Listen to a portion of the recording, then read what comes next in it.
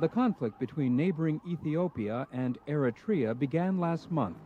It intensified last week when Eritrean aircraft bombed the Ethiopian border town of Adigrat on Thursday, reportedly killing at least 4 people and injuring 30. The fighting erupted when Eritrean forces took up positions on land Ethiopia claims as being within its borders. Since then, hundreds of Eritreans and Ethiopians have been killed in ground and air battles fought on 3 fronts along the 625-mile border. Ethiopia's prime minister called the attacks a betrayal of the friendship between the two countries. Had we suspected that our friends are capable of targeting and murdering school children by air raids, we would have taken more precautions. The president of Eritrea said his country faced serious choices. What matters here is, do we have to be drifted by the escalation? Do we have to be desperate and very reactive to what is happening? Or do we have to seriously commit ourselves to restraint and persist in finding a peaceful solution? The conflict is new but has old roots. Eritrea and Ethiopia were historically separate entities. Italy colonized Eritrea in the 19th century and under Mussolini took over Ethiopia in 1936. In 1952, the United Nations granted Ethiopia's Emperor Haile Selassie administrative jurisdiction over Eritrea, which he then annexed in 1960. Eritrea won its independence from Ethiopia in 1993 after fighting alongside Ethiopia's current leaders to depose the dictator who had taken power. The precise border between the two countries was never quite worked out. The dispute is over a barren piece of land, the Yurga Triangle, which Ethiopia claims is part of its Tigray province and whose status has been ill-defined for more than a century. A border commission set up in 1996 was unable to settle the dispute. Eritrea has accused Ethiopian officials of trying to colonize the area over the last year by sending in thousands of settlers and pushing out the Eritrean inhabitants. On Sunday, the leaders of Eritrea and Ethiopia accepted an American proposal to halt the air attacks. We're joined now by Susan Rice, Assistant Secretary of State for African Affairs. She's been in Eritrea and Ethiopia recently working on a proposal to end the fighting. Welcome. Thank you. These two countries were once allies. The two leaders we just saw were considered close friends. What happened? Well, I think in the first instance, the fact that when Eritrea became independent, the borders were never entirely fully defined, has contributed to this. There are obviously also some underlying political and economic tensions between the two countries that perhaps have been manifested in this most recent flare-up along the border. What kinds of political and economic tensions are you talking about? Well, on the economic front, the two countries are pursuing sovereign economic policies that haven't always been compatible. There have been issues with respect to their currencies, issues with respect to their relationships to the international financial institutions and their macroeconomic policies that have made it in cases at times sometimes difficult for them to harmonize their economic policies, and as a result tensions have emerged.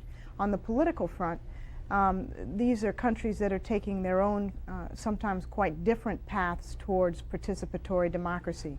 Neither one of them is fully there yet, but they've approached it differently, and at times that also has led to different perspectives and divergent approaches. You were shuttling back and forth between Eritrea and Ethiopia. What were you hearing?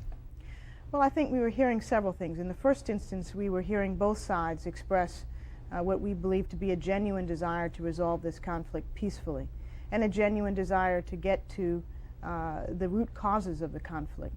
But both sides understand that the border has not been fully and clearly defined, and at the end of the day, one of the crucial steps forward will be the final determination of the border and its actual demarcation on the ground. Now, there was a commission that attempted to come up with a demarcation of the border. Why was it that commission wasn't able to come up with some finality? Well, I think the commission itself ended up being overtaken by events. The tensions on the border erupted rather suddenly in fighting. And once the fighting emerged, I think confidence broke down on both sides, and both sides felt the need to look to third parties, and in this case the United States and Rwanda, as friends and partners of both, and asked if we might lend our support to help them find a peaceful way out of the conflict. And what was it that you came up with? Well, we spent a good deal of time now, almost actually a month, listening very carefully to the perspectives of both sides, trying to understand how they see a peaceful solution. We actually found a good deal of common ground between the two sides, and we put together a series of recommendations as friendly facilitators as to how they might resolve their differences. And where there wasn't common ground, we tried to suggest a compromise, a middle path to lead to a peaceful solution. We also had urged both sides to stop the airstrikes and the threat of airstrikes, which have been one of the most dangerous and deadly elements of the recent conflict. And did both sides, did both sides sign off on what you had come up with? Well, both sides have most recently agreed to halt the airstrikes and the threat of the use of airstrikes, and that's a positive step forward. With respect to the package of recommendations we've put on the table, the Ethiopian government has made it clear that it's prepared to accept the recommendations. The Eritrean government has said that it accepts many aspects of it, but there are specific issues of implementation and detail that need to be worked out. And more recently, in fact, they've suggested that the conflict has evolved to the extent that perhaps direct discussions between the two sides are what's needed to resolve the conflict. And how likely is that to happen? Well, I think unfortunately in the near term it's not likely because there are some fundamental issues which divide them. The government of Ethiopia has made it very clear that it's not prepared for face-to-face negotiations unless and until Eritrea withdraws from territory that Ethiopia claims belongs to Ethiopia. So there's some stumbling blocks still in the road. And is that one the main stumbling block, the reluctance on the part of Eritrea to withdraw from the territory? Well, that's a stumbling block from the Ethiopian perspective. I'm sure the Eritreans, on the other hand, view this as land that is theirs. And so the question is, without prejudicing the ultimate issue of whose land is whose, which is really for experts to determine, neutral third-party technical experts, is there a way to bring both sides to a peaceful resolution of this and stop the fighting long enough for the border itself to actually be demarcated? And how would you describe U.S. interests in this conflict? Well, the United States is friends of both these countries and sees them as linchpins for a larger effort in the Horn of Africa to bring about stability and food security and to contain some threats that emanate from neighboring countries like Sudan and Somalia that are dangerous not only to the countries in the region but potentially to the United States.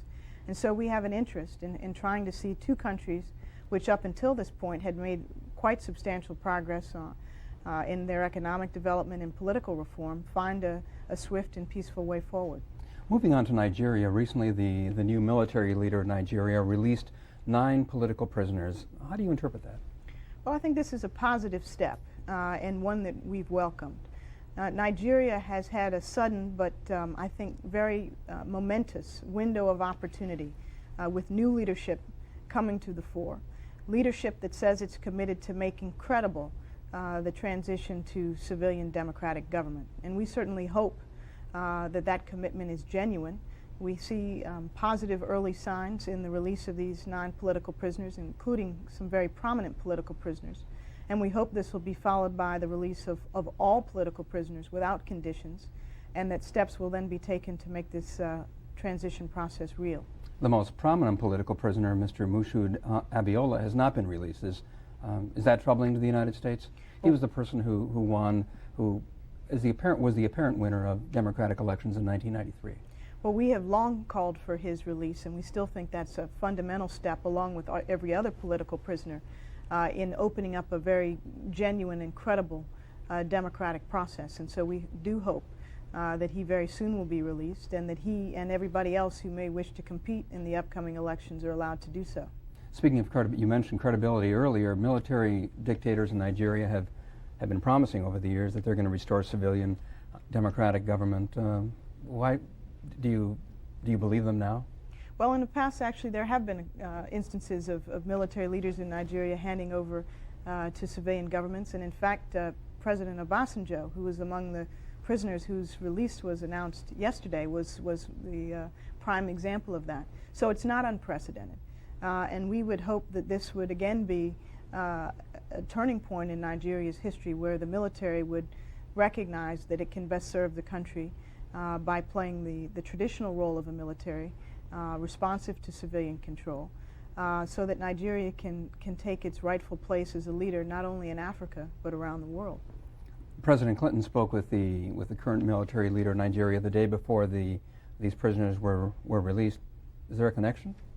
Well, I don't think it's possible to draw a direct connection. President Clinton conveyed a general but very important message, which is that the United States wants to be helpful to Nigeria as it makes a credible transition to democracy. We want a stable, prosperous, democratic Nigeria, and if we can be helpful in bringing that about, we would like to. But the steps like the one that was taken yesterday is important, and more need to be taken for Nigeria to earn its rightful place.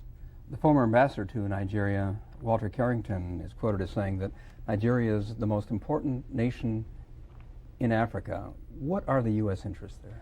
Well, Nigeria, first of all, is the largest nation in Africa in terms of population. It has got some of Africa's most important natural resources, oil, gas, and other resources. It has a large military which has actually made some important contributions to regional peace and security in Liberia and more recently in Sierra Leone. So we have an interest in that economy growing and achieving its full potential. We have an obvious interest in promotion of democracy and respect for human rights. And we'd also like to see Nigeria continue to play a leadership role in Africa and a constructive role in regional affairs. So you're saying that notwithstanding the leadership there, Nigeria has nonetheless, in certain respects, been a stabilizing force in that part of Africa?